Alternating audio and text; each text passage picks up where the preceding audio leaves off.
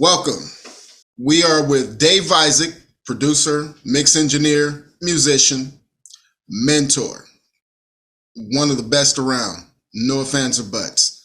And these are conversations that we're going to start having with him that we can include you on instead of us hogging it all up for ourselves. It's our way of sharing. So, welcome everybody. Would you guys introduce yourselves real quick? Bill, Kui, and then we'll get to Dave. I'm Maat, Hotep, by the way, producer, songwriter, engineer. Bill C, video editor, music mixer, Manhattan, NYC. Wayne Smooth, I am a producer, mix engineer, songwriter. And then Mr. Smooth back there. And Dave Isaac, Motown baby, currently in Texas. Can I start the questions off, y'all? Is that all right? Yes, sir. Please do. These are not scripted, y'all. So he's on the fly here. Dave, I ran into an issue the other day with an artist, and I keep running into this type of an issue.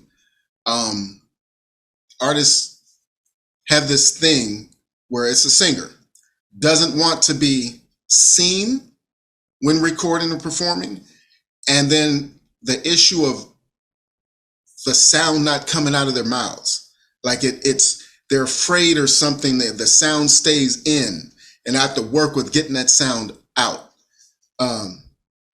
What would you give me advice on getting an artist to be okay with being seen and getting that sound to actually come out?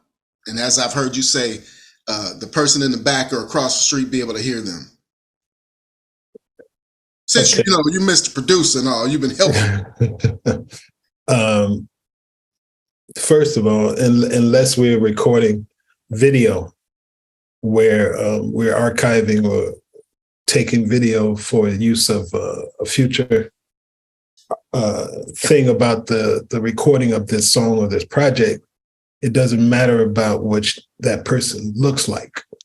So I would just turn off the lights or block the view so that way they can make all the faces they need to make to produce this, performance that you're looking for. Sometimes people do have an issue with being seen if they're going to make faces, or they don't want to be, especially women, if they don't want to come off looking, like they're making sex faces or something. So, that doesn't bother me because it's about what I hear versus what I see. And then as far as them projecting, first I would probably ask them to lay on the floor on their back and sing it for a little while so they can get used to trying to project this sound. I might even record it. I might put a microphone over them while they're on the floor and record it. But to get them out of their headspace, I might even leave the room. Put it in record, leave the room, so then that way they can sing out. But it's just a matter of them understanding that the concept of, and I think I mentioned it to you guys before, the concept of them singing out with the energy of, if they're looking in their sonic mental picture, just because they're in a studio or in a booth, that's not where they are. They need to project the energy and see themselves in a room full of whatever size crowd they want to actually perform for. So if they want to perform for 30,000 people, they need to see that in their mind as they're singing. So then that way they'll be singing with the energy to reach that person all the way in the back of this crowd, not the people right here in front. So then that means they're going to have to sing with a different energy. But if they're singing looking at the walls and how close the booth is, that's almost the energy that they're going to perform with, because they're not used to performing in front of crowds. So they need to get used to the thought of projecting what will attract 30,000 people or 50,000 people, and what energy would that take? Yeah, and it might take time for them to work up to, but the concept of where they are when they sing, when they're recording, has to be or should be something where each time they do it, they think about it. And then when they perform live, they remember that vision So when they're back in the studio, they're seeing that again. And they're always performing with that energy, you know. Okay, now what this laying on the back, what does that actually do? Like I'm picturing physically laying on my back and singing.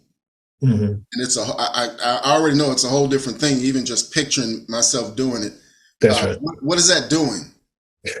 Well, actually, one, you're taking out some of the concept of them thinking about standing and stuff like that, but you're actually making them work where their body now is at rest, but their lungs have to produce, their abdomen has to produce. So it's just a matter of getting them out of their head and getting them used to the feeling of singing out.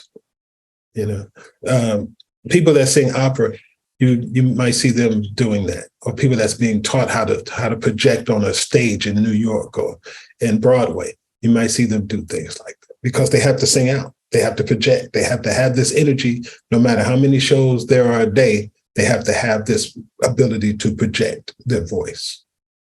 Yeah. When you said that I immediately got in my head a picture, like when I talk about, I'll have artists sing to just kick and snare, and so there's nothing for them to hide behind. And if we hear if there's something actually there to be felt, and but what you said to me registered as you get rid of a bunch of gunk, and they're exposed, their lungs and whatever have to do the work. Okay, that's how it registered to me. Hopefully, it gets them in the mindset so when they stand up, they remember what that feeling was, using their lungs and trying to project the air. As far as using just a kick or snare, if they were having a problem with rhythm, I would have them perform or do the track with just kick or snare, maybe bass. But otherwise, I think I would still have some kind of harmonic element so they can hear and stay in tune. Yeah. Yeah, Coy beat me up on that. Yes, always. Because he's the one that has to go back and take care of those issues. Since I don't really hear, let's just say I'm not the person to go to for pitch problems. Now, on them being seen, when it comes time for them to actually perform in front of people, and they're sitting there, you know, if they're worried about being seen, we got an issue. That's just another element. They used to have artist development programs in record labels like A&R, and then they have artist development. And that's just a matter of them learning how to perform or sing or whatever in front of a mirror. You know? And then nowadays they have the capabilities of recording it so they can look back at it and see what they need to work on. Yeah. Yeah, that's the best way to get comfortable with yourself, is looking in the mirror. So like Saida and Michael have said, the man in the mirror, the woman in the mirror, huh? Okay. That's right. That's right. Yeah, somebody on here with long hair had me doing that.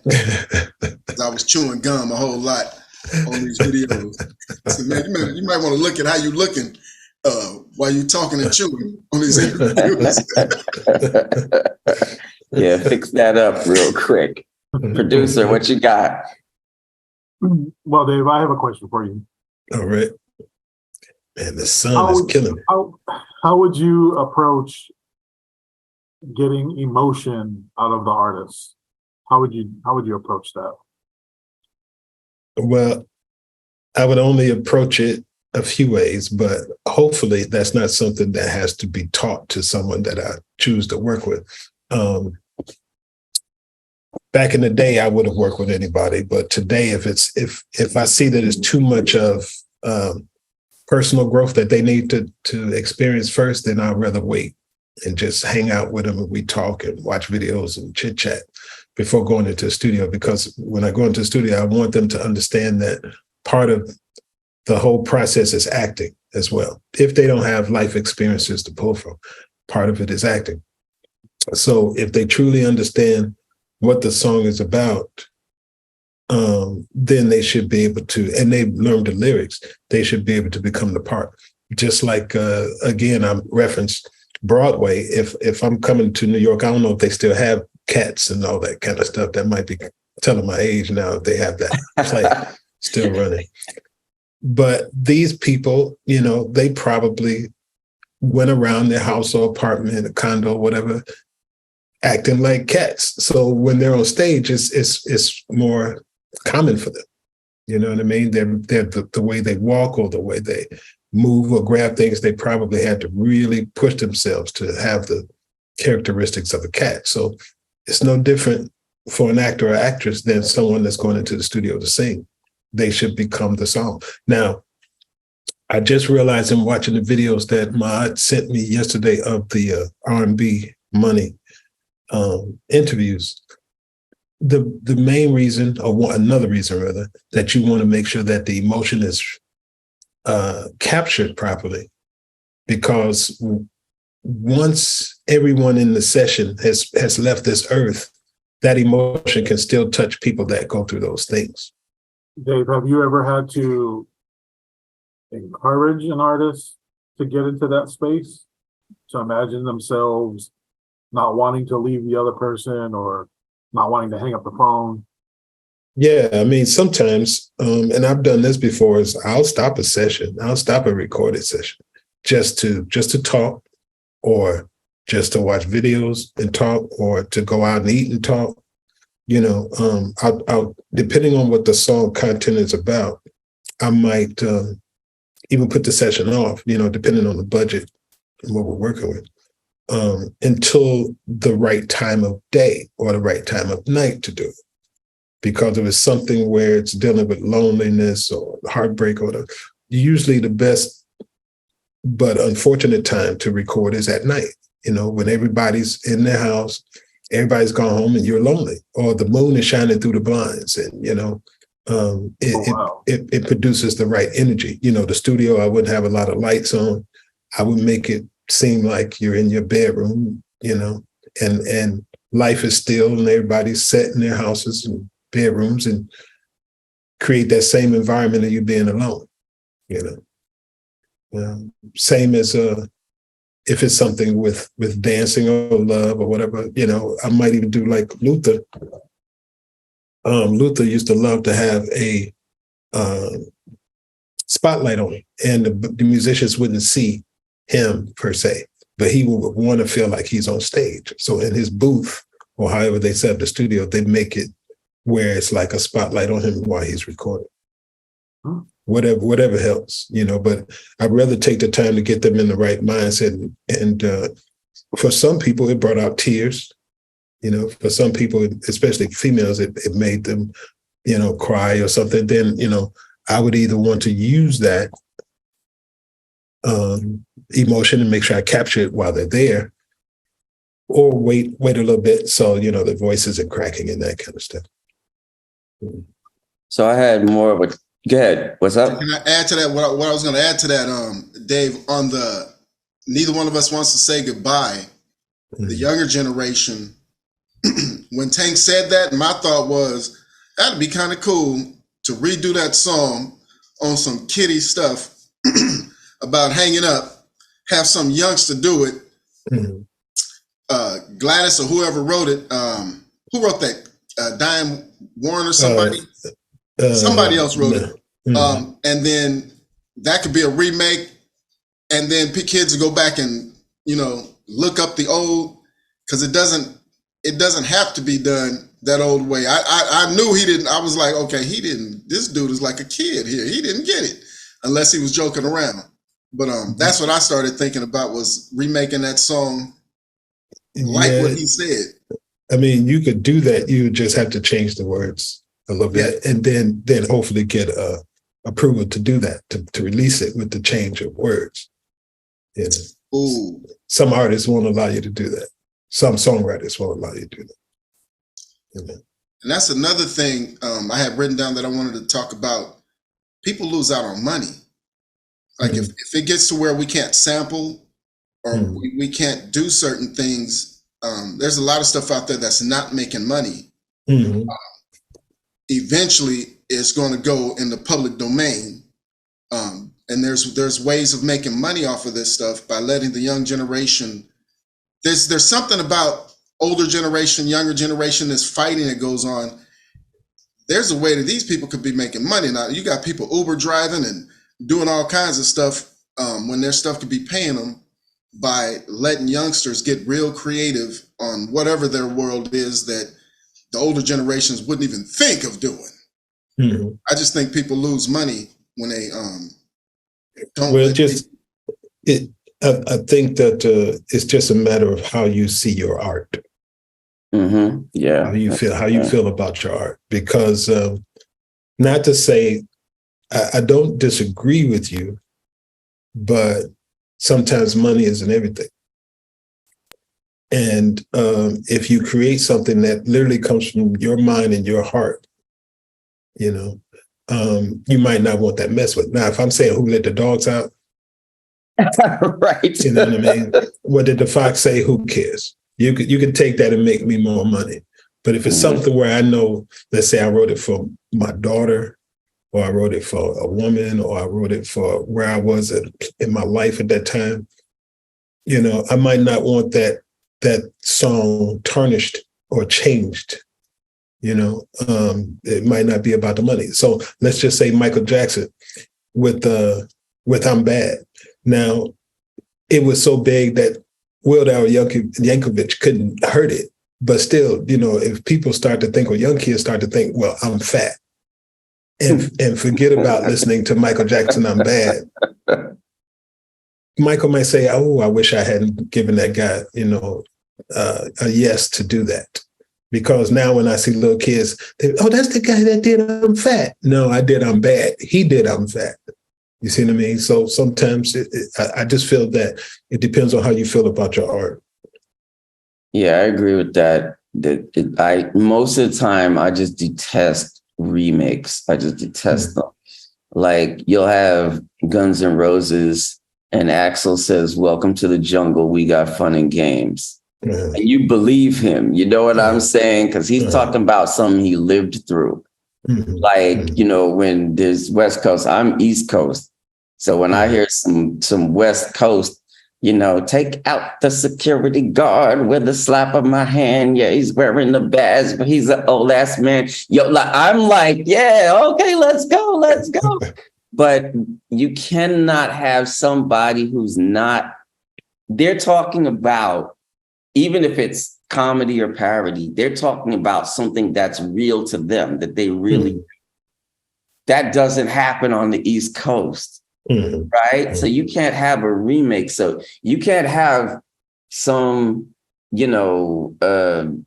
suburban female do a remake of Welcome to the Jungle. And she's got all the words, but she has none of the feeling. Yeah, I think that, and I think A&R people used to be in better control over that. Because the concept used to be where if you can't beat the original, don't do it. Don't mess with it.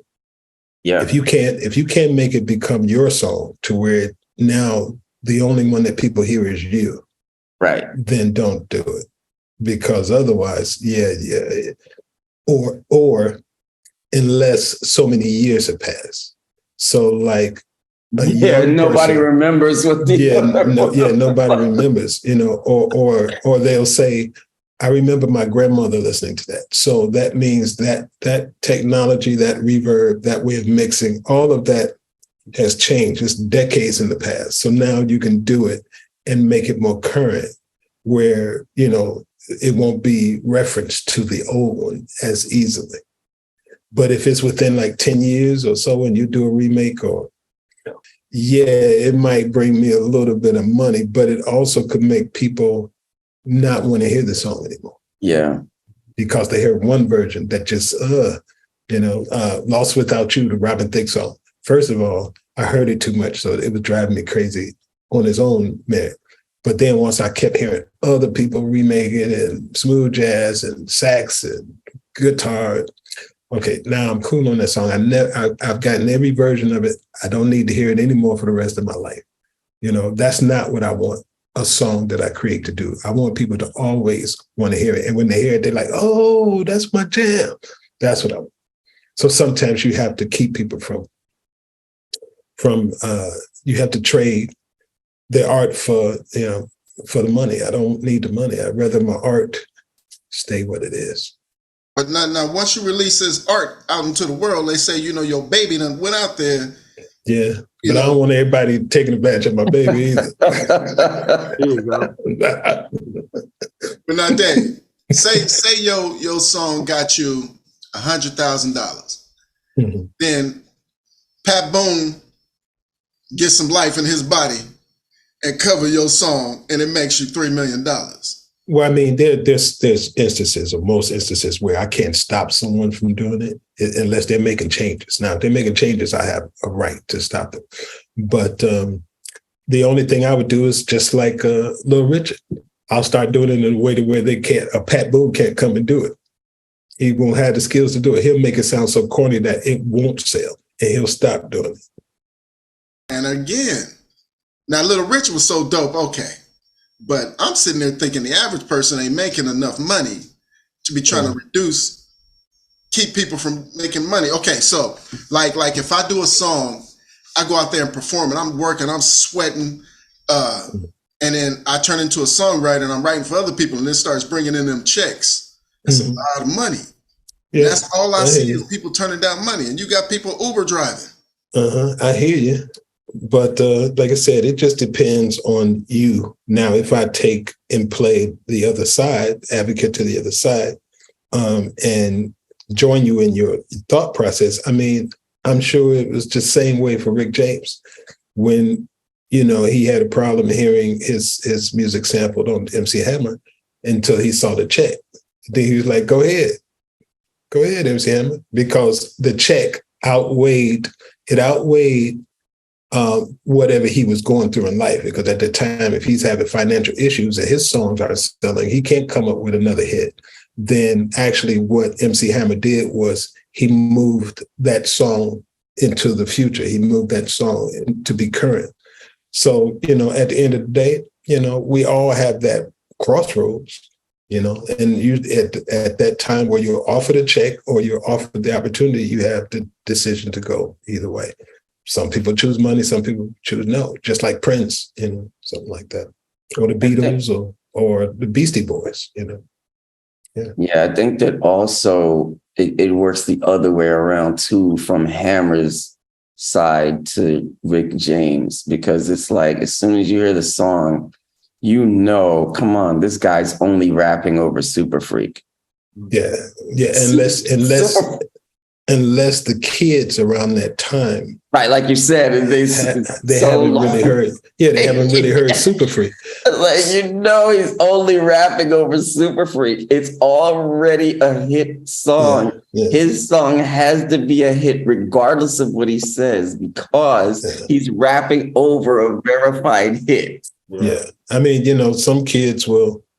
At that time, some kids might have seen Rick James and said, why is that old granddaddy looking dude singing Can't Touch This? Why he's singing other words to Can't Touch This?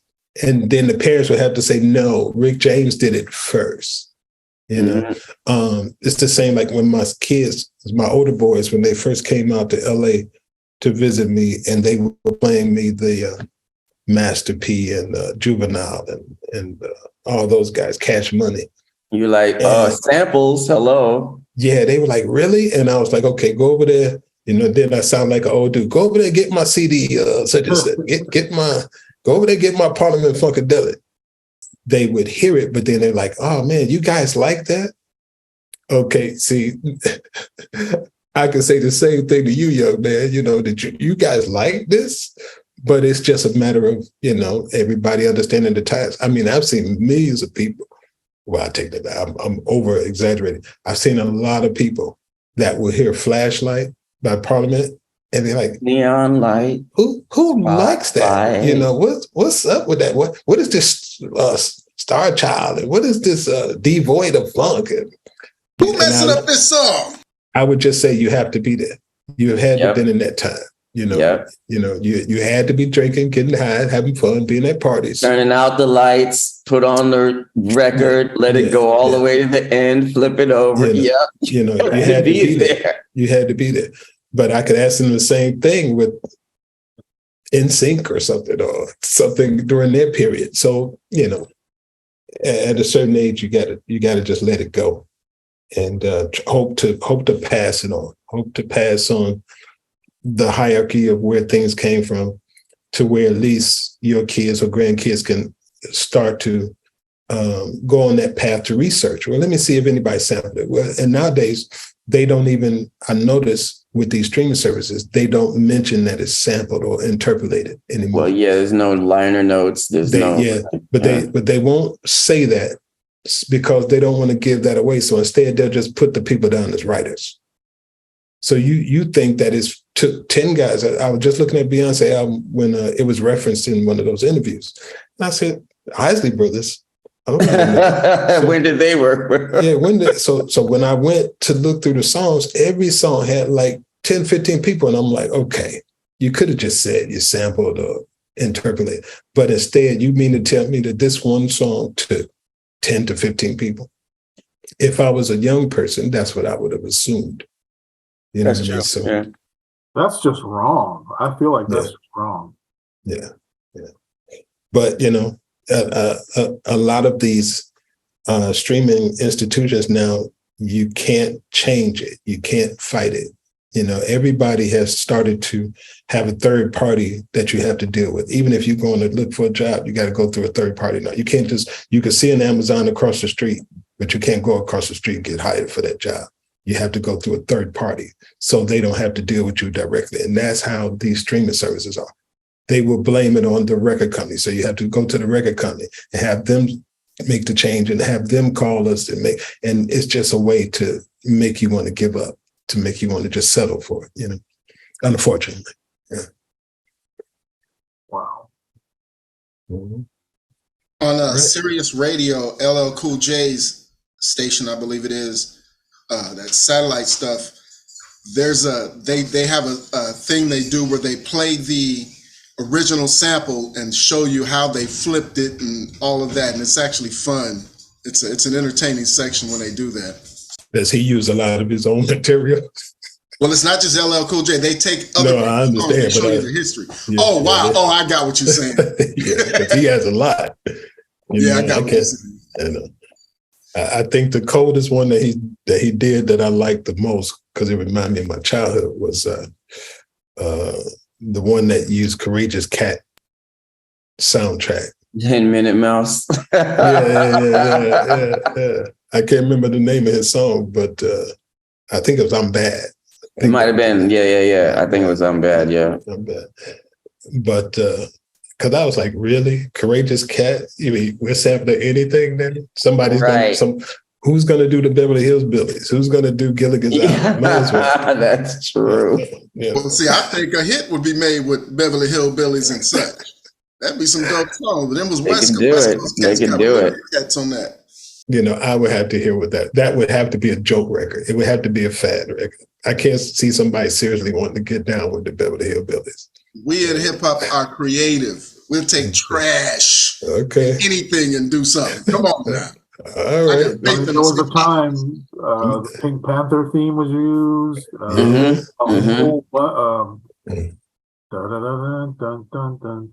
Yeah, there's Inspector Gadget. Inspector Gadget. Yeah. I remember early in hip hop when most of the records coming out, especially on the East Coast, were those type of records. Yeah, I think they pull on your past memories of being a child, of watching TV, sitting in front of TV. So I think they'll get something that will draw you in with that, and that's smart. It's just now, what are you going to say over it? Yeah. Put over that. Yeah, friends of mine, Doc in Orlando, they had this studio on 23rd and Park called Sample Kings, and they would use the Akai sampler, and it was literally, you would play the song into this machine, and then you would go sample by sample and say, oh, I want it to start here and end there, loop that, and then make a song out of it. And it's like you said, it's so creative. Wow. Yeah, I mean, I like when I hear sampling done in a creative space, like what Kanye would do, especially when he first came out, the first few albums. Kanye was brilliant with some of the things that he sampled and put it in a way to where I'm sitting, wait, I know that song. What is that from? Then that means they flipped it in a way that's, I feel that it's familiar, but I can't place it. And that's what drives me crazy, because I'm like Rain Man with music. But when somebody is able to trick me, I'm like, oh, okay. Then I have to go and look and see, now that's a bad boy, or that's a great producer, But sometimes, like now you have artists that would just sample the song because they're trying to, first of all, create the feeling or the emotion without having to do the work of coming up with a song and creating feeling and emotion. They know that this song already is a party banger or something that's going to make people get up. So why not just take it and sing over it? Yeah. Just information for anybody out there who wants to sample and not get sued, or if you get sued, you got some backup. Go to pdinfo.com, www.pdinfo.com, Papa Delta info.com. That is public domain stuff there, all kinds of stuff. And every year, all the time, stuff is being added just for your information, so you can go and steal. Well, if it's being given away, you're not stealing. There it is. Yeah, but I have to keep that in mind. I'm gonna have to look at that, see what's up there nowadays. I did it. I went and got the melodies back then are like how far it goes back, what you can get are old. And I got one, and the person caught that it was an old type melody. You could tell. And we ended up playing with it to make it feel new, because you can riff off of melodies or whatever, do motif type stuff. But there's songs out there right now, and there's videos you can look up on YouTube where they're using public domain melodies. No ifs, ands, or buts. Yeah, I'd rather see when someone do that, where they take the melody or they take the chord arrangement or whatever and recreate it than to sample it. But I have to check that out. I like where people, I haven't seen too many people do it, but to where they flip samples and mix like 2 or 3 samples to create something new. That's I spoke to you on the phone, Dave, about polyrhythms. I didn't know. I had to figure out what was going on, because I had 2 drum machines. No, I had a R8 MK2 drum machine rolling. It was in Virginia. And I took a James Brown loop, which was not loop. I could not get this thing to properly loop, and I at whatever tempo I tried, and it was driving me insane. So I came up with a fix where I ended up chopping, basically. Let's just say chopping, and then I put a drum beat on top of that. And what I ended up noticing, like, I would make this drum beat, I'd mute James Brown, and I had this. Okay, I got a drum beat. Then I would mute mine. I got a drum beat. When I put them together, there was a different thing. So if I had a song going and I muted James Brown, a feeling was lost. But he wasn't the main drum beat that was loud, because my drums were knocking. His was just a little sample. And I realized I should just give me another drum machine, make a whole bunch of beats in there, make a drum beat, and start using my second drum machine as the background drum machine, which I learned ghost notes and all that type of stuff, to where I'd have a lower drum beat, groove, whatever going, and then the other one. And that's next thing. Then I got into, there's polyrhythms, which is that African, stuff from our culture. But that was all because of sampling. I ended up understanding some stuff as I started examining what was going on. Man, you make me feel so old. But if I added on to that, if I took you back in time, where there were either 2 drummers, that would be the same concept. Whether it was James Brown or anyone in the rock period, early rock, where they might have 2 drummers. But also, if I took you back, if they had a drummer and a percussionist, it's that same concept. There's a drums, and then there's a layer of percussion underneath, where the percussionist is being more free. Motown, you got a drummer on this side that's playing a solid rhythm, without any fills or anything like that. Then on this side, you have another drummer that's playing the fills, that's playing more time fills and more action on the hi-hat to create a feeling. Marvin Gaye, What's Going On, Mercy, Mercy Me, 2 drummers on both of them. That creates this feeling.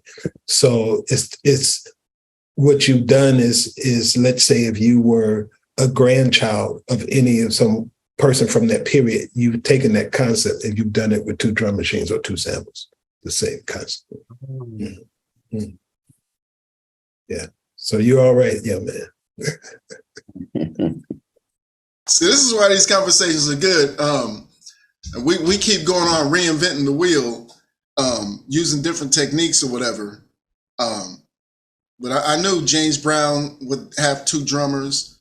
But yeah, what you just said, I never heard anybody talk about that right there. That's okay. Me neither, yeah. Me neither. That's why we need these conversations with Davey Isaac, little Davey Isaac. Well, that's where you hear those old lines like "There's nothing new created under the sun." You know, it's just how are they doing it today? You know, how are they expressing themselves that same way today? Yeah, or like Quincy when he says when he learned from Nadia Bollinger that she told him that there's only 12 notes. Now watch how many ways people can use 12 notes to create all this music. You know? Yeah. So it's the same thing. It's just you're creating it with new technology, new thought process, stuff like that. Mm-hmm. I see the difference in you. If you would have told me that and I would have said, okay, I got that knowledge. The difference between that and me going and figuring that out is drastic, because me figuring that out and doing that, it's in me. I can take and use a vocal in the background doing that, which I have. I now look at anything as the same, meaning vocals, trumpets, drums, it's all rhythmic, melodic type stuff. So I was watching a Kenny Joya video and I told him, I said, man, thank you. Because he spent, it's like an 8-hour video. So, you know, if you do an 8-hour video, like Bill's a video editor, you know, there's a lot more hours put into that than 8 hours. For real. And so this thing, I know, I'm sitting, everything he did some stuff with the guitar, chugga, chugga, chugga. I said, oh, I could do a chugga, chugga, chugga vocal in the background. And I started doing everything he did with all the instruments to build that track. I have artists doing as music with their vocals in the background. I might put a guitar amp on it. I might not, who knows what I'll do. But that was something I learned to do vocally with artists. Is anything somebody did with a vocal, do that with a guitar. Do that rhythm, that vocal rhythm with a drum. You know, that hi-hat rhythm with a vocal. We're gonna use that hi-hat rhythm for the vocal rhythm for a rap or whatever, you know, whatever. And all that universal musical thing. That goes back to I don't know if you guys saw that film Get Up with Chadwick Boseman for James Brown Life. It goes back to that scene where he told Fred, what is that? And Fred said a horn. He was like, nope, it's a drum. What is that? And then they all got it. It's not what you're looking at. It's the rhythm of what you're holding. It's that I want you to think drum. That's not a guitar. That's a drum. That's not a sax. That's a drum. Because James Brown was basically saying my stuff is rhythmic. So I want you to think that way with your instruments. Now, if we come forward, if you listen to someone like, let's say the Osley Brothers or something like that, there was a thing that we used to do in the 70s with guitars where one track would just be like what you were saying. We had called it chicken scratch, or we called it the Chucky, right? Where it's just a muted track of guitar where I'm just and then I'll put a rhythm on top of that where it's more melodic. And you think that I'm playing it that way because it's panned to the same place. So you think that I'm playing it with that kind of muted thing, but actually it's 2 different tracks panned to the same place. But if I come forward to, let's say, the 80s with Michael, let's just say Off the Wall, he could do that with his voice. So in the background, he'll be beatboxing, but he'll be singing on top of it. So you're thinking that Michael's singing, doing with all this in between, but it's actually 2 different tracks.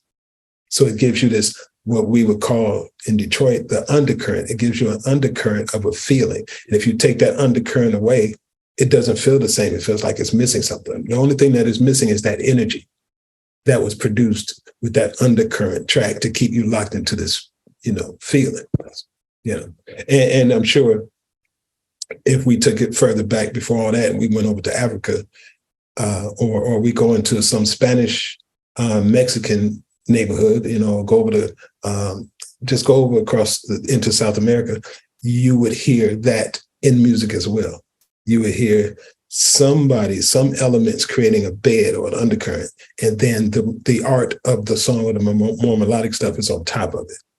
And if you took that undercurrent away, it just wouldn't be the same. Maat doesn't realize this, but I've been working with him for so long. That actually influences the way I write music. I love having undercurrent.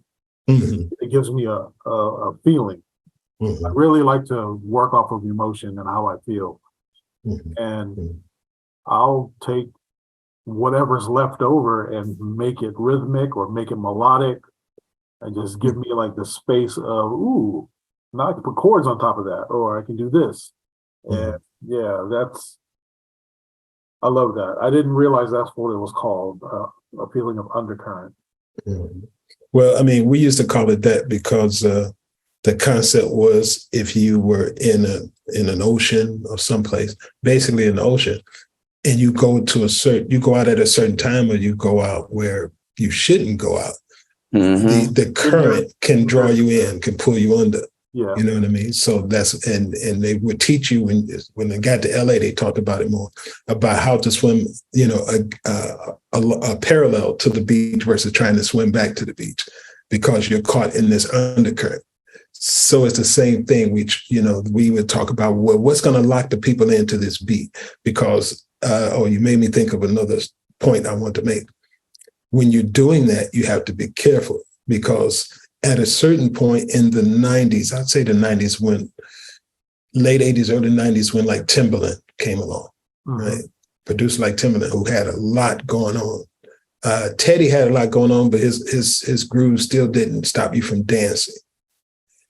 When somebody like Timbaland came along, beats were strong, beats were great, but you had to create a routine to dance to it. You couldn't just dance normally like we have been dancing to songs, or dancing to James Brown, dancing to Kool and the Gang, or Casey and the Sunshine Band. It wasn't like just a backyard party kind of, I can just get up. Even granddad can get up. Everybody, no matter what age, even the kids can get up and just dance. If you put on some early Aaliyah, you might have to learn the routine in the video because the beat just is too complicated to just, you know, groove or dance or just have fun.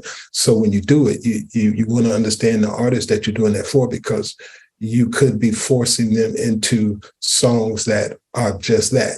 It would have to be something translated in video. You know, you couldn't even take that song, some of those songs, and superimpose it over a Soul Train line, and it won't work because it's too much involved in the song. You know, so there's just a note from me to you guys. Keep that in mind, because sometimes when people say, "Oh man, but that song's so simple," that song gets everybody up every time for decades. That's so right. What do you want? Do you want, you know what I mean? Because no matter how simple it is, even Kool and the Gang being one of the most simplest groups, their music still is played today. Yeah, and people feel that. Come on, that groove in Ladies' Night. They feel the same way. Yeah. You know what I mean? So it's just a matter of what you want, what you're looking for.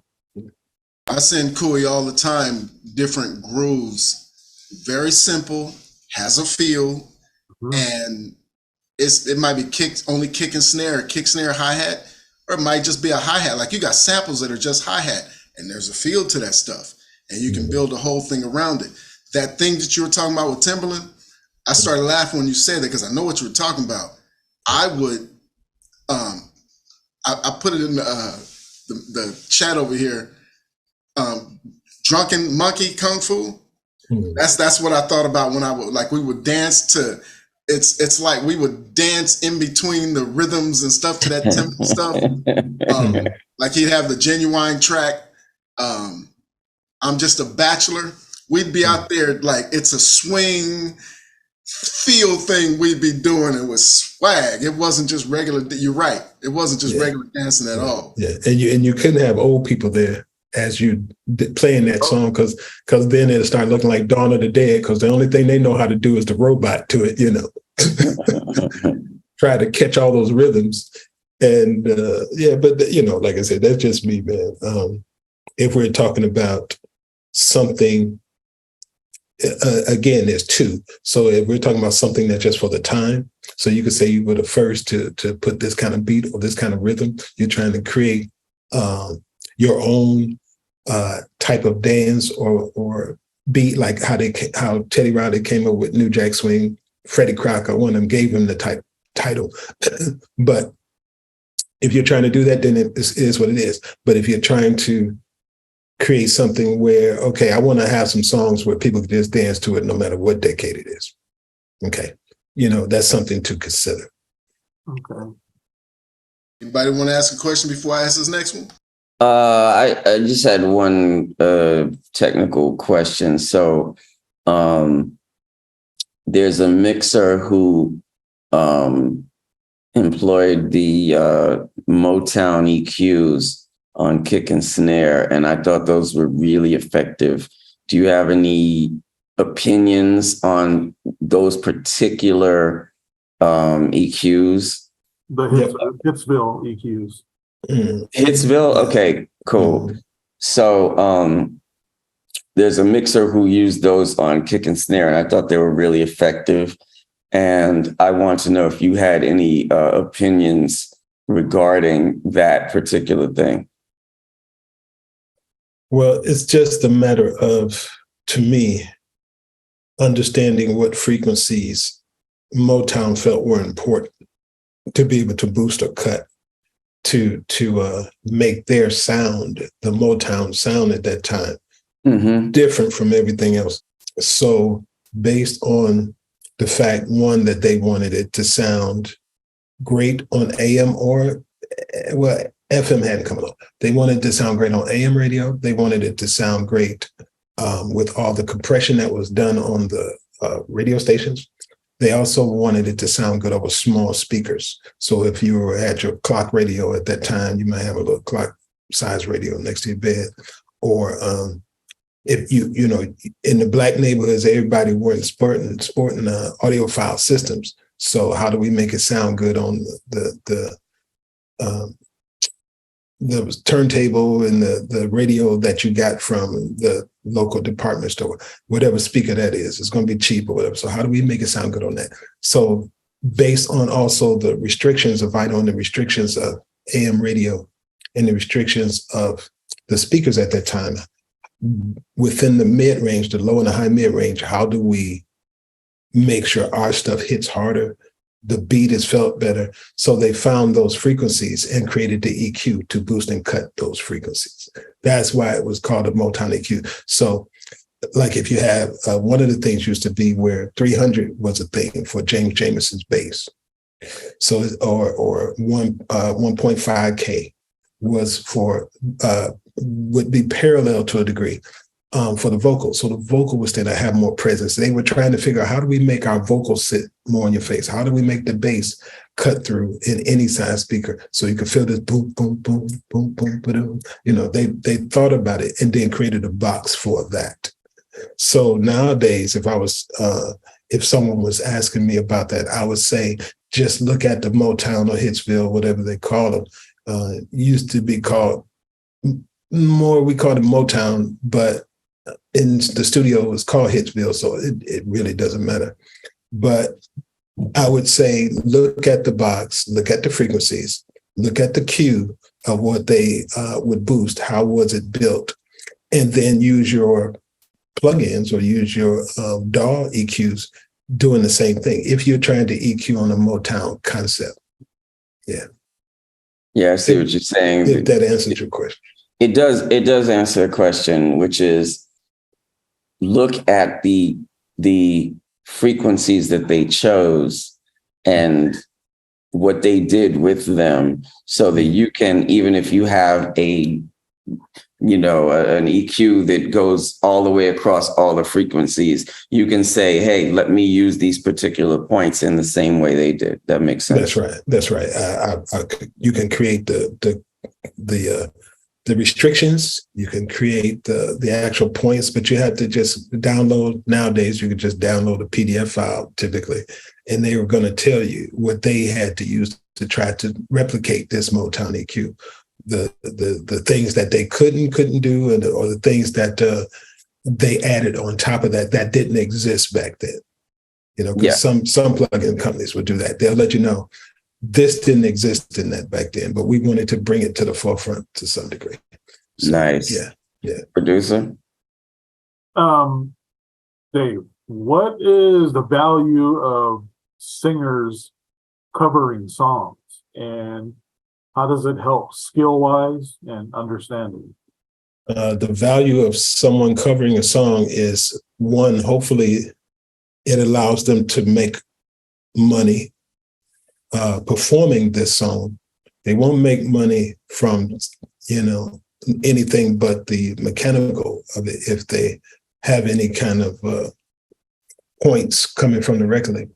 They won't make money from the publishing, but they make money performing this song, especially if they can make it their own, like Luther Vandross or somebody would do. But it also, it's a double-edged sword. It can reveal that they're a great singer, or it can make people think they can't sing it as well as the other person. It's a tricky thing, because some people might always say, well, she or he, they never sang it like the other person did. I mean, I felt that way about As from Stevie Wonder. When George Michael and Mary J. Blige did it, first of all, I couldn't listen to it. And then I'm like, but that's George Michael, that's Mary J. Blige. Oh man, let me one day give it a chance. So one day I listened to it and I said, okay, if you hadn't heard Stevie's version, people would say, okay, it's George Michael and Mary J. Blige, and it's a cool song, But when you compare both of them trying to sing Stevie and you hear Stevie, it's like, it took both of y'all to even try it, But it goes back to how much time has passed to me from the original. And then what is your interpretation of it? Is your interpretation where you're making it your own? There's a guy, Billy Swan. And he was a guy in the 70s, late 60s, 70s, early 70s.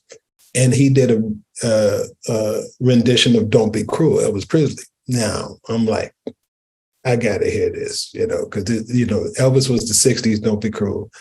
And then this guy was doing it like within the 2000s. So when I heard it, first of all, I had to get used to the tempo because he slowed it way down. He almost made it feel like a ballad. Ballad.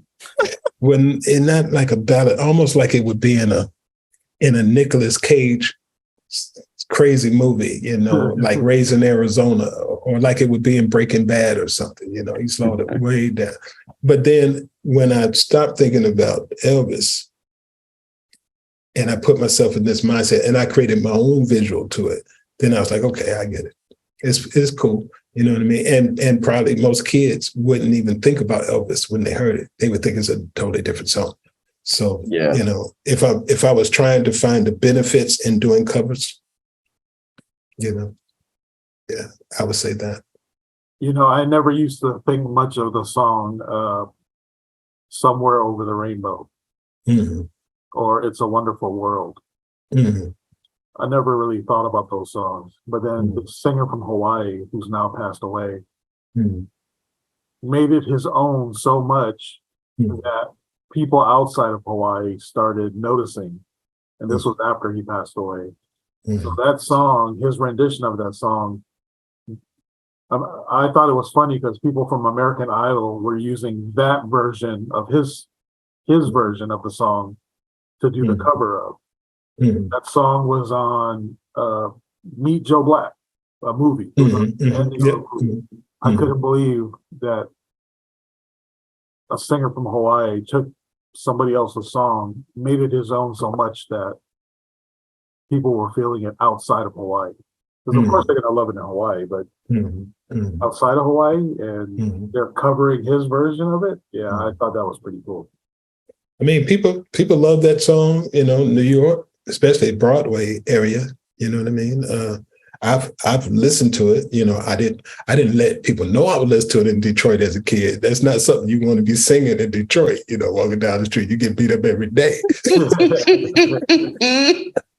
But yeah, I mean, that's one of those timeless songs where you could do that. Yeah. Yeah. See, Dave, what expectations? Like, if we're going to go to a movie and I got you ready for a Bruce Lee movie, and then we go see a watered down Bruce Lee movie of some other actor, Bruce Lee.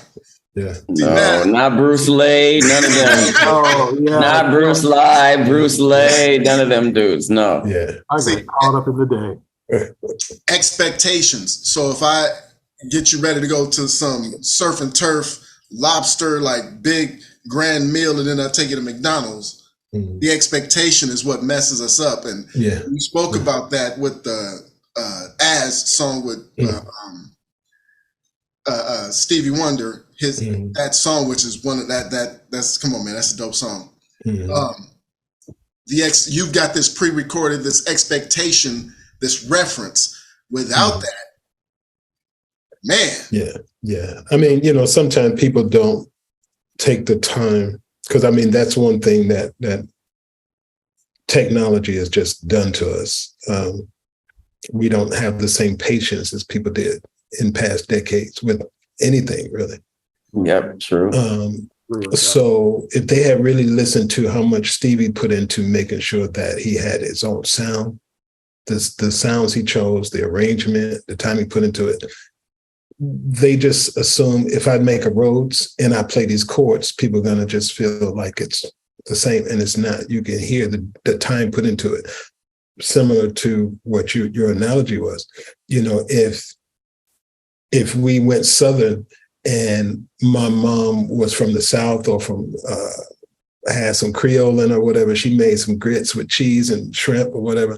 You couldn't go to the city and then your girl thinks she could open a packet of grits, and take a slice of crab cheese and throw some shrimp in there and think that you're gonna feel it's the same thing. You know what I mean? Where your mom might have used real butter and she used, I can't believe it's butter. It should be the same. It looks like it should be the same, but it just won't hit you the same. And some people will say, I've never had the Southern. So to them, that's fine. That's perfect. If you know what real great is. Yeah. Now, me working with an artist, say a guitarist, and they're going tink, tink, tink, tink, and then I put on BB King, and I have them try to cover BB King playing. Okay. I try to have them cover George Benson playing. He played guitar, right? Yeah, George Benson. Or Ray Parker Jr. See, now we got a problem. Because these guys, there's inflections, there's all this little stuff. Like I didn't realize what guitar, I didn't start getting onto realizing what guitar could be and what good guitar was until I paid attention to BB King. Because I had guitar, I'm recording guitar and I'm thinking, oh, this is amazing. Everybody looking at me like, man, this is trash. And then I put on who my mother liked, which is BB King, and that guitar was talking. I was like, oh, wow. Like, I had no idea. And so like singing, if I have somebody try to sing what Aretha was singing or Gladys Knight, neither one of us, that is like when we had that we had a conversation when I was like, I don't understand how these artists know all these little things that they're doing with their voice. They're doing all this stuff because the artists that I would deal with is very rudimentary. And I mean, very, like they might have 5 moves max and be using 3 of them most of the time on every song.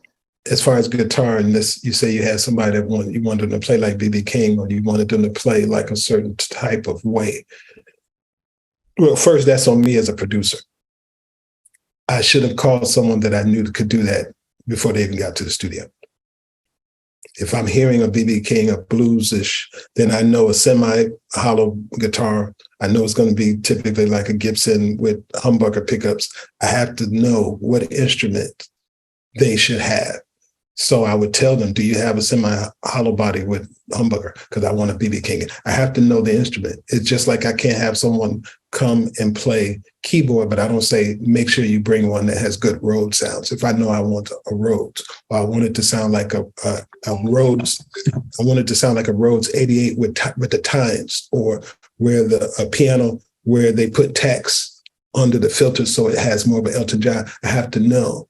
So I tell them so they bring enough options for me to choose from. And I have to know that they can play that way. Because with something like a guitar, I can't just assume somebody's going to bring everything I need. I have to guide them to make sure they bring options so it covers what I need. Same with foot pedals or pianos, or I can't expect someone to play ragtime or play bebop unless I know they can do that.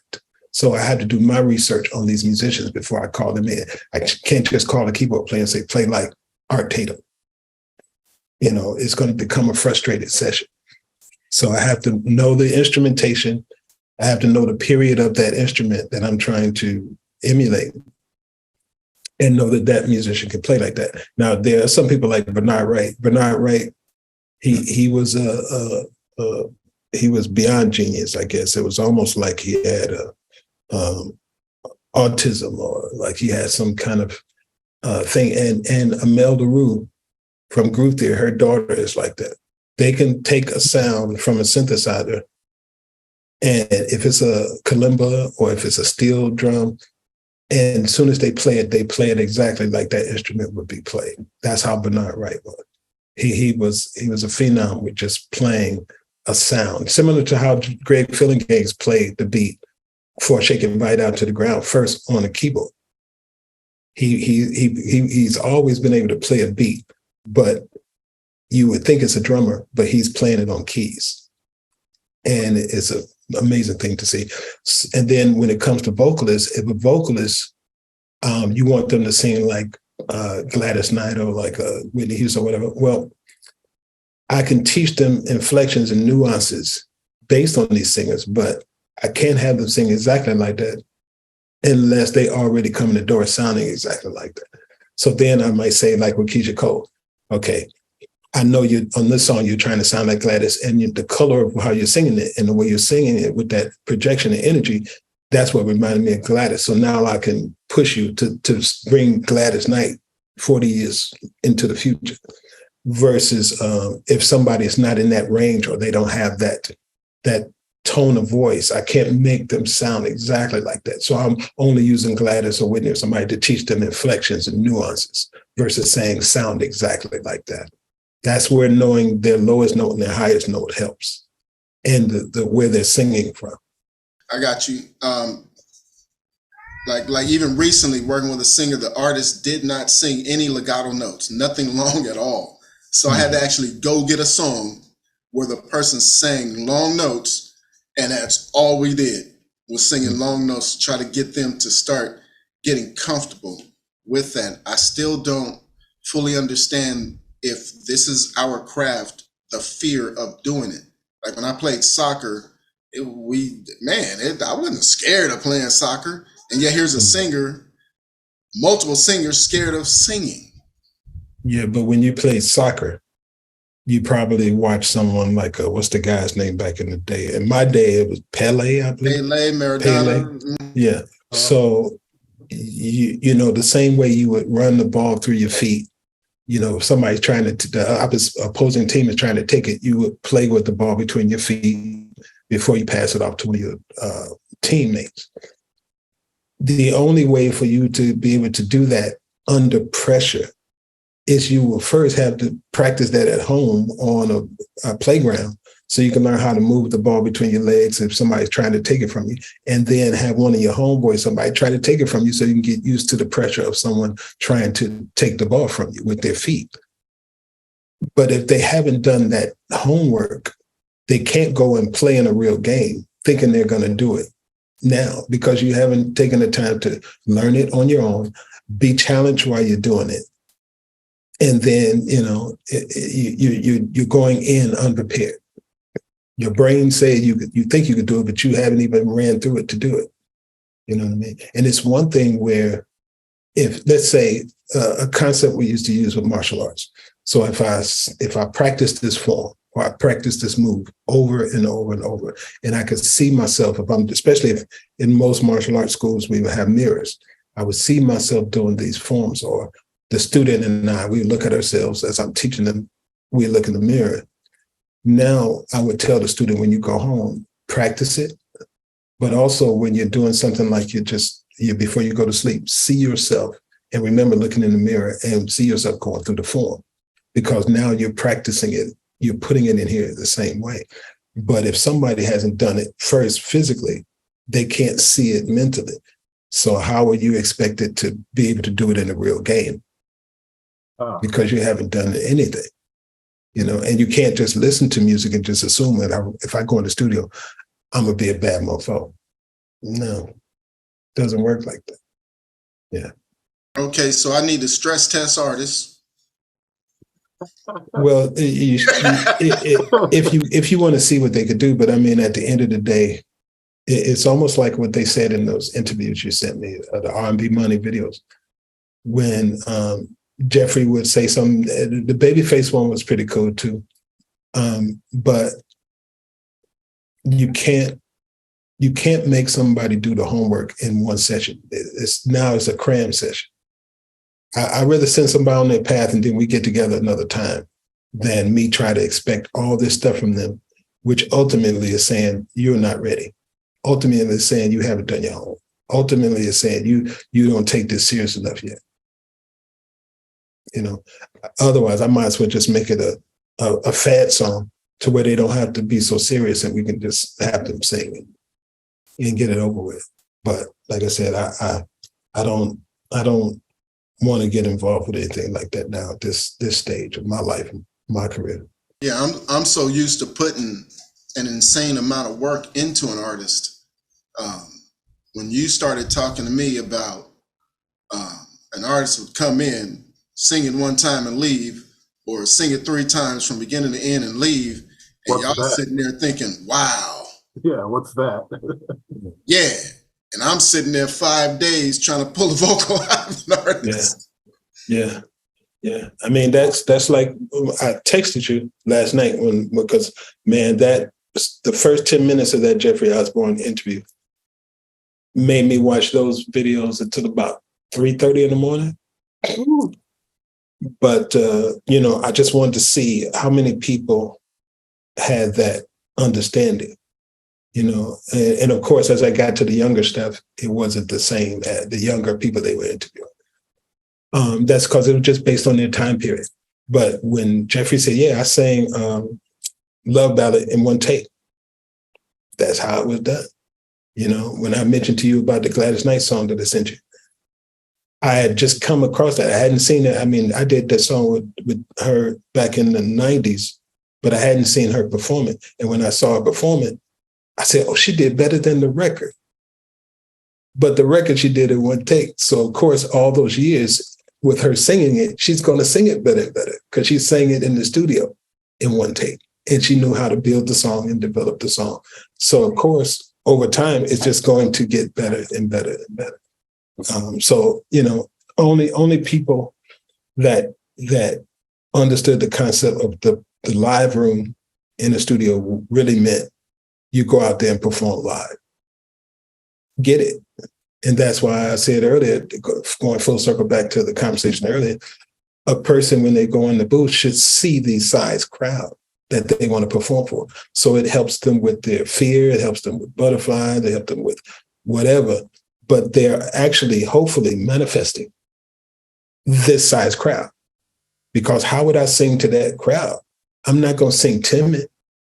I can't even imagine. Yeah, I should be fearful if I'm imagining 30,000 people, but I'm singing like I'm at the school, the elementary school down the street, singing Somewhere Over the Rainbow. If I'm singing that way, the one thing I'm gonna start to see is that crowd walking away. all the dudes going to the bar, it was this is my bathroom song. You know what I mean? Because there are performances like that. And what truly moved me in live performances is a performance to where, damn it, I got to go to the bathroom, but they keep playing these hits. That's a performance, because now, there's no, it's like in a movie where you wait to see, okay, right now Tom Cruise is trying to get some, so I'm gonna leave because I know there's no action coming. I'm gonna go get me a drink and some more popcorn right now. By the time I come back, it'll be something. To make it to where a person, it's hard for them to get away, because every second is something. Every minute there's something. But at the end of the day, man, you can't make an artist do that. You can guide them, you can try to push them. But some people, man, it ends up breaking them. It ends up feeling like, well, they'll just say, well, you can do this, you can contact, you can fix that, you can move. And then that's where they've given up. So there's nothing you could do. They've given up in their mind, already. But they should want to do it on themselves, because eventually they're going to be in front of somebody. Oh, I take that back. They're going to be in front of somebody, what I was going to say, singing it live. But, the record labels nowadays has machines in place to where you don't have to sing it live. You can lip sync. So, yeah. And a lot of lip syncing, people think it's really that person singing, but all they did was something where you go in the studio, like a J-Lo, Beyonce, whatever. They know that how the real song sounds like. So they'll go in the studio and do another version and say things so that this is not the same thing on the record, but they're still lip syncing. Yeah. But it sounds live because it's different. And that's another way to, pull the wool over your eyes nowadays. When I've actually had artists, when we train and I've had artists sing from beginning to end, I thought your generation and before had some voodoo magic, something going on with y'all, like y'all were not the same people genetically as us or something, because the way the competency, the way you guys are doing stuff, we just couldn't do it. And I realized that's just the fact that technology is different now. If you couldn't, if I said, here's a microphone, let's see, that's different than don't worry about it. We're gonna do 15 takes. I'm gonna comp it together, and then I have auto-tune and Melodyne, and I could shift it. It's a different thing. I'm sorry, go ahead. It's just like we can go and bowl, but let's say if one of you need the little guardrails up, it ain't the same. I don't care if you get a strike every time. It's not the same, because there's no risk of a gutter ball. There's There's no risk of you getting one pin.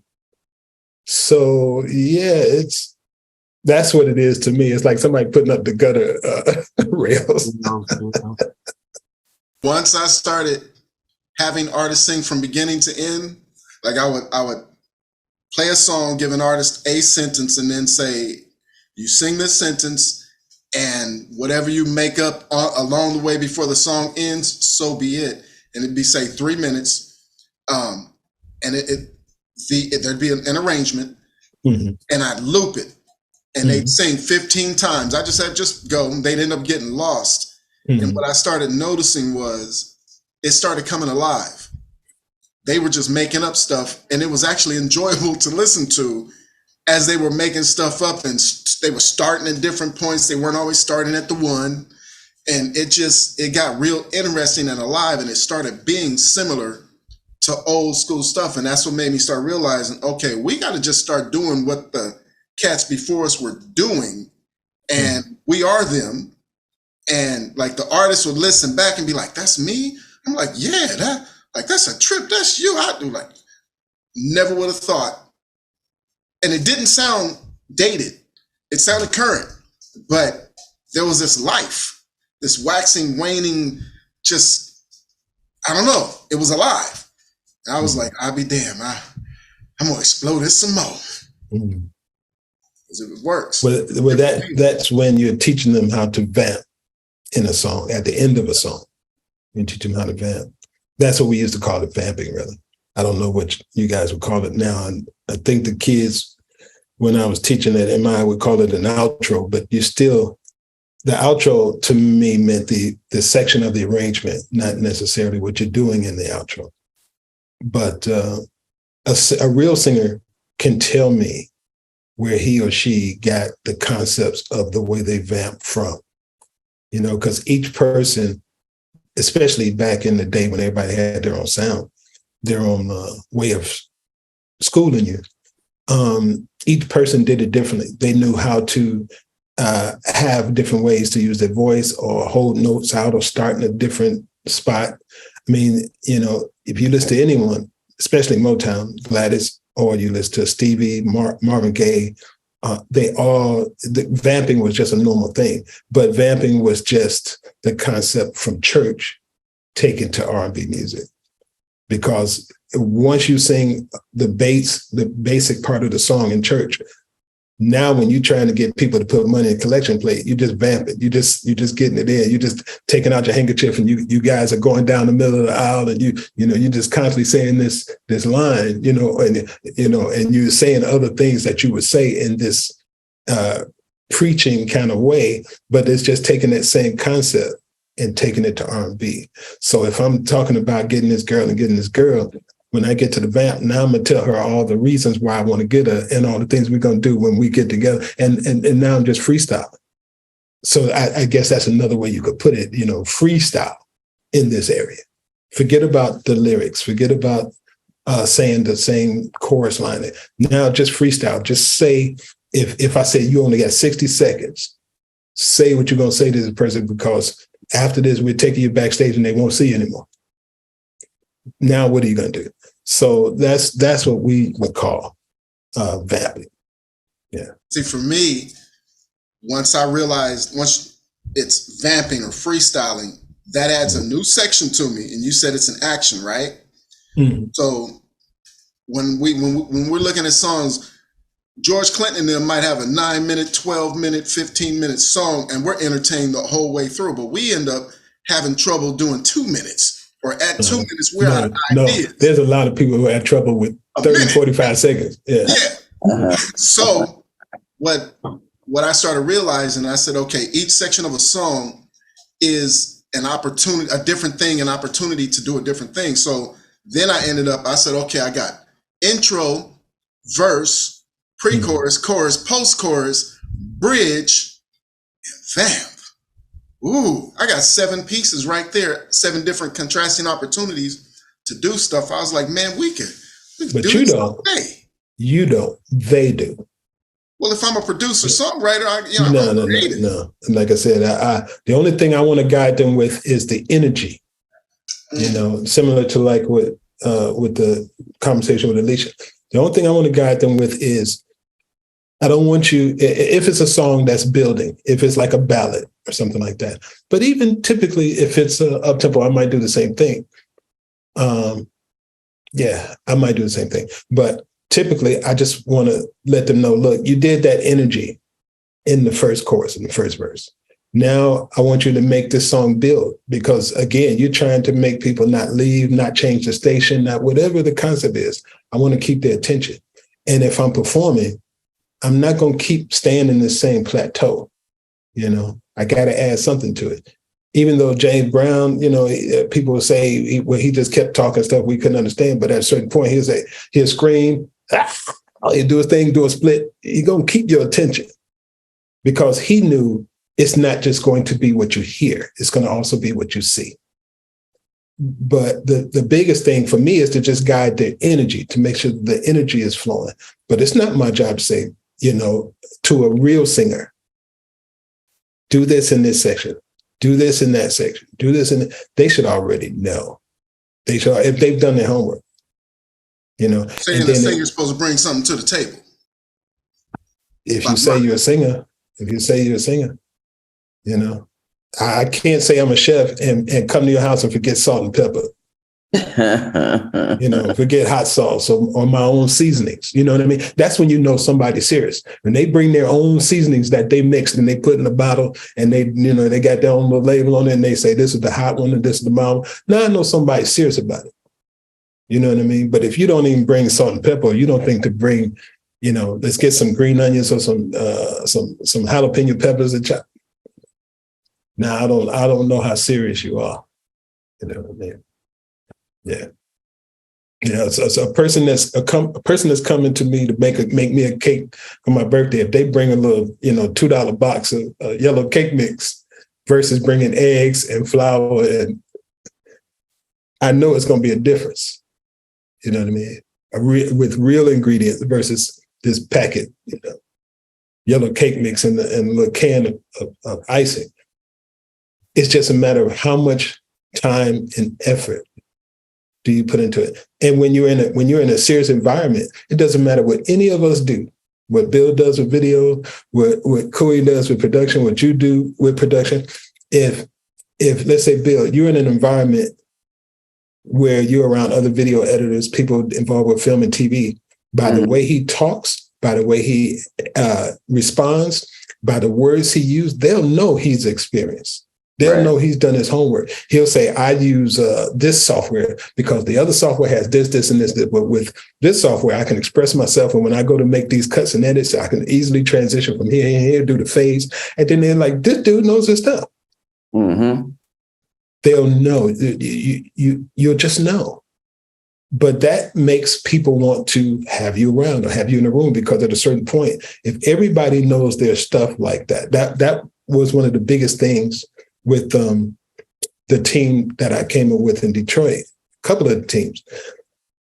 Everybody wanted to have their superpower and know it. So all together, we were the Avengers. We were some bad mofos. We were the Magnificent Seven. We come to town, everybody wearing black hats. It looked like some shit about to go down. You know what I mean?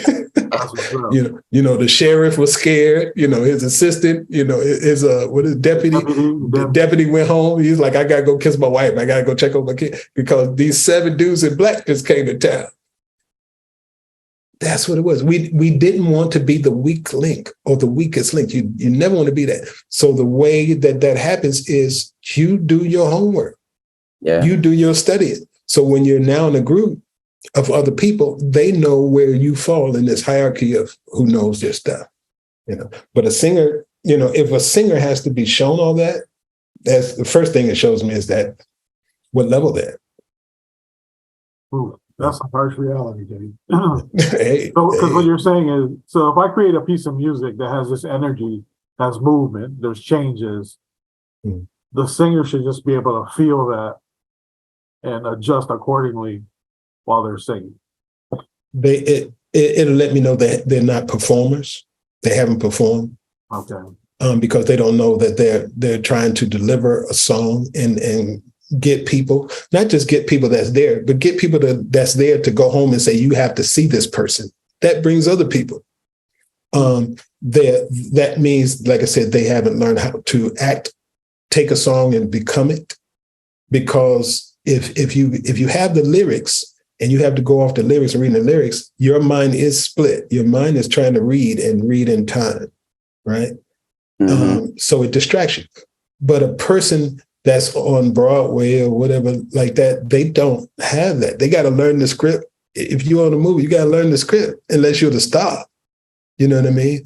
The only time I see people with teleprompters is somebody like Prince used to have teleprompters. But at that point, he had over 100 hits. It's hard over 30, 40 years to remember all the lyrics. Yeah. You know what I mean? Especially if he's singing somebody's song that he did a song for, it wasn't on him. If he's singing the Time song, now he got what were the words to Cool when I wrote it? So it's just there in case he needs it. You know what I mean? But it'll show me how serious they are. Sade. Okay. There's 2, Sade, Mary J. Blige. Sade is one of my favorite singers. And I have no idea how she's pulling that off. Because in my head, Whitney Houston, Aretha Franklin, and she's not that. But I am. Who is it? Sade isn't that? Yeah, I'm in love with her Okay. singing. She sings to me. She got me. She's got Anita Baker, Aretha Franklin, and I don't get it. It's because it's not about that. It's about her. She's found herself in her own lane and her own sound. You know what I mean? That's all it is. You know what I mean? Tina Turner, none of them were really like Tina Turner. If you're talking about somebody just having a microphone and a big stage like the Rolling Stone, you never saw Aretha running across a stage, like Mick Jagger, but you see Tina Turner do it. But Aretha had a different thing, and Aretha sit down and play the piano and have so much soul, but you wouldn't see Tina do it. That's because they're not trying to do that. They're just trying to be in their own skin and bring their own character, their own game. Sade has a voice that, she's really trying to seduce men, one, and then be the voice of women. So it didn't take all that. All she got to do is make herself look pretty, be elegant, and then just sing. You know what I mean? And you could hear the first line from Sade and know it's Sade. Oh yeah. Mm-hmm. So that's all it was about. You know what I mean? I wouldn't compare singers of those calibers that you mentioned like that, because there's no comparison. They're just all their own entity. They're their own thing. And again, that's from a different time period, because at a different time period, you couldn't come out really sounding like somebody else. Everybody wanted to have, and the record labels pushed you having your own identity. Kim, if you guys know I guess he would be considered R&B now, but the singer Kim, when he was trying to come out in the 90s, it was hard for him being around us because he sounded just like Al Jarreau to us. And Al Jarreau was still big. Al Jarreau was huge. So it wasn't space, or it wasn't room for him to come out sounding exactly like Al Jarreau. But once Al started to age and he didn't have any more hits and Neo Soul came along, now it was room for Kim to come into his own. I never heard of him other than my sister was like, "Oh, I'm going to a Kem concert, Kem, right?" Like, like who? Like, I never heard of the guy. Like, I don't listen to that type of music. Like, I don't have anything to do with it. But I know what you're saying is that he basically stepped in and filled the shoes.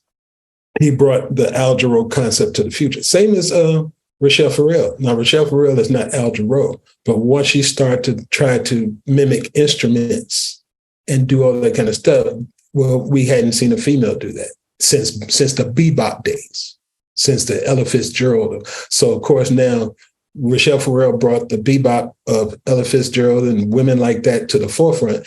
And also people said, well, the polar opposite of that would have been Al Jarreau. So now so it was a perfect. She was taken from the man and she was taken from the past.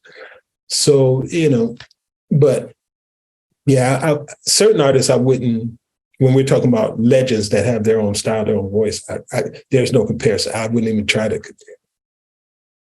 I just give it up to them that they have their own thing, their own sound. Yeah. Yeah. So what's your opinion about, you mentioned earlier fixing things in Melodyne.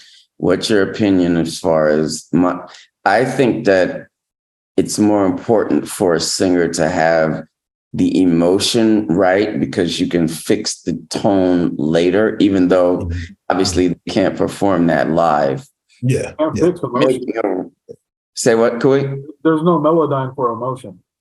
Right. That's what I'm saying. Yeah. It's I think if they get the emotion right and the tone wrong, you can fix it for a record, but obviously they can't do that live. What's your opinion about, tone fixing? Well, yeah, when it comes to, tone fixing or emotion fixing. Oh yeah, there is no emotion fixing as far as I'm concerned. Okay, so tone fixing. Okay, right. So for me, that's where the production comes in. That's where I need to, if I know that they're not a singer that performs, now I have to get them to understand I need this energy, this emotion, this certain tone. I need you to sing from your throat, sing from your chest, sing from your stomach. Whatever that is, I have to get them to understand that, to get the close enough energy, the close enough emotion, the close enough tone, because we don't have plugins for that. And even if we did, I ain't got time for that. I ain't got time for that nonsense. So if they can't do those three things, there's a bigger problem. Again, it's not my job to just reveal it in the studio in front of everybody, but I do want to make them feel like they need to go and get that stuff together. But that's more important to me than anything because, again, we can fix things. But for me, see, I'm different than most producers. I would make a vocalist sit there and watch me fix everything so they understand, see, when I'm finished, this ain't you. You're far from that. This is all the things you need to fix in what you do to have a performance that comes across sounding like this in the end. And then I would make a vote if she signed or he signed to me at a certain point in the project, maybe song 2 or whatever, I'm making them do it. So because now it teaches them where they're wrong. It changes their ear. And no producer can ever come behind me and touch their vocal. They'll say, let me do it. Let me get here now. Let me get here and fix my vocal. I would probably pass out and start speaking in tongue if I had a singer came up to me and said that nowadays. Mr. Isaac, can I get there and fix my vocal? Because it'd be like, you must be an alien. You must be something different because that's not how people think nowadays. But yeah. All good questions, guys. Now, see, the reason you saying have them sit there and watch you, right, is so that they don't, number one, that ego kick in, and then number two, they see that how far off course they are, right? Like, well, it's a couple of things. One, I want them to see how intricate I hear. Not to mean they're going to hear that with that same detail, but how intricate I hear. So they'll respect from that point, everything I say. When I say this is off, that's off, when they see me go and fix it and hear what it sounds like, now they get it. Because this guy's hearing all these flaws as I'm singing it. But also it's the teacher-student concept to where we do it together. I do it by myself. I'll do it and let you watch me and I'll explain everything. Then we'll do it together. And then you're on your own.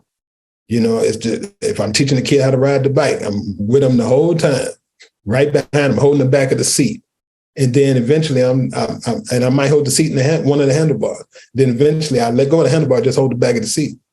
And then eventually they don't even realize I've let the seat go. I just learned that from martial arts. You know what I mean? To do it together, show them what it looks like first, do it together, and then let them do it. I wasn't smart enough to make them sit there at first, because I'd have a musician, I'd correct what they did, and the next day, all they did was they played, and they didn't realize how bad they were off in timing, and I'd fix their timing. Oh, they never will. They come in the next day, and, yeah, you see how, man, this what I do. I'm like, man, hold on, bro. Yeah, they never will. If you don't show them, if you don't show them, they never will. They'll think they're that. If you have 10 takes that you're comping from, they won't know that either. They will think they did this all in one pass or whatever. Yeah. So that's why I don't like to do a lot of comping. I'd rather have two versions and that's it. But again, I'm going back from my principles of what I learned coming up because we didn't have 2 takes of people. We just had to take. So again, I'm giving them the benefit of the doubt, or I'm giving them the gutter rails or whatever to a degree. But I don't go too far. And then at the end of the session, they hear what it should sound like. They don't leave with it. I mean, we're not leaving until it's a version I like. We don't leave until I fix this vocal. You know what I mean? We don't leave until when I make that MP3, this is either what's the take's going to be, or this is what you're going to have to listen to for a while and try to beat it. You know? But I don't leave it till the mix stage. I don't have like 10, 15 different versions, and it's not comped, it's not auto-tuned, it's not fixed. And then, months later when we're about to mix, then I start to make those decisions. No, the decisions are made that day, that same day. Ella Fitzgerald's was brought up. It's interesting to me that as time goes on, whatever was happening in that time gets displaced. So I'm listening to Ella Fitzgerald, and these musicians go back and forth. They play something, she does it with her voice, she does something, and they do it with their instrument. And I listen to her songs, and I'm loving her songs, but I'm not back in that time frame when I'm listening to it. I don't have that reference. Then I go and watch a movie, a documentary, and find out that there's people who hated on her for how she was singing. And here she is, an epitome of certain things when it comes to singing to me.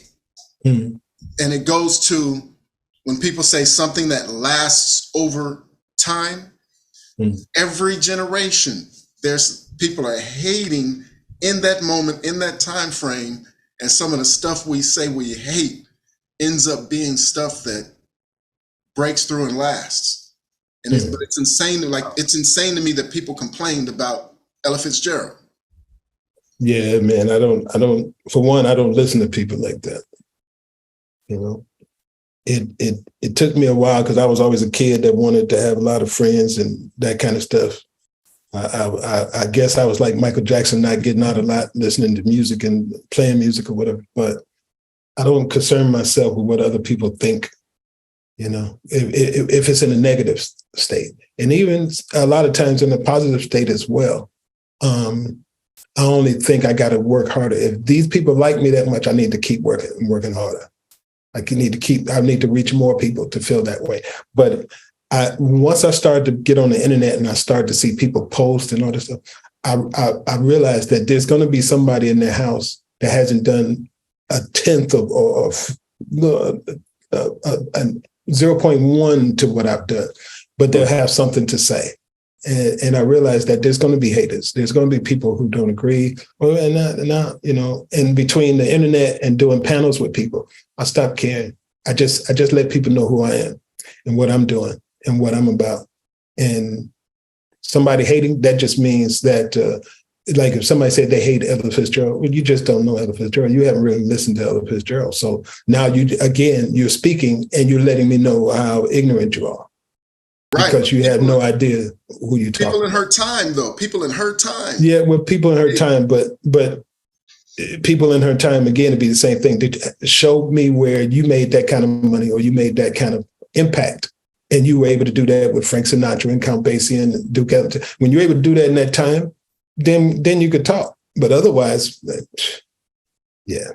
And again, I wouldn't teach students or teach people I'm mentoring to even care about them. Why? And why do I care about the people that hated on Elvis? I mean, you know, it could have been black people that hated on Elvis. But at that time, Elvis was crazy enough to go out there and move like black people in the church. and he had a look and he could sing for his way of singing, where you can know that's Elvis. So why hate on it? He's doing his thing. And some stuff is going to be painful, and you got to have people who just have the ovaries, as I would say, or the cojones. It's like Ray Charles and at church. You know, you know us with church music, and man, you don't take God's word and do this and that, and then yeah. I mean, you know, but now that's normal. I mean, you got Kirk Franklin and a bunch of them sound like they need to be on Soul Train or something. You know, singing like they're singing R&B in church. GP, are you with me? Yeah. It's like. I can't spend my time on life concerned about people who hate on stuff or hating on it myself. And I told you myself, I was guilty of that in the 90s when hip hop started with like Wu-Tang Clan and stuff like that, or I hear samples put together that musically didn't make sense. But who cares what I thought? If Wu-Tang they put something out, first of all, they took the time to study RZA, to sample, to create this stuff. Go in the studio and do it, finish it, complete it, mix it, put it out. He did what he needed to do. He did his thing. So it ain't about what I think about theory and all that stuff. At the end, there's theory and there's hip hop. Both of them, if you can figure out how to express yourself and get paid, it's what it is. There you go. But man, this has been fun. I hope you guys got a lot out of it. Great chat as always. Appreciate you. Man, my pleasure. My pleasure.